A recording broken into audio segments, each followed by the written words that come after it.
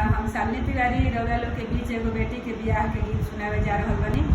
ओकरा के सुनी जा, देखी जा, और अच्छा लगे तो लाइक सब्सक्राइब जरूर करब जा, कमेंट करके बताए जा कि कैसन लगल।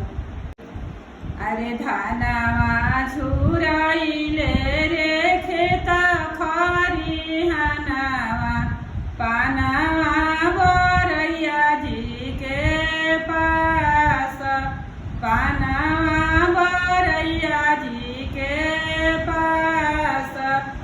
अरे बेटी के पापा के छतिया झुराइले, अब बेटी रहबू कुंवार, अब बेटी रहबू कुंवार। अरे धान हरियाइले रे खेता के किनारवा, पानवा बरैया जी के पास, पानवा बरैया जी के पास।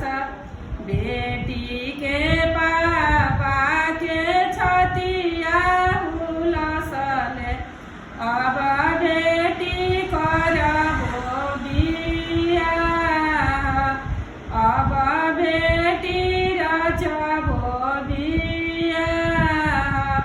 बेटी के चाचा के छतिया हुलसले, अब बेटी रचबो बियाह।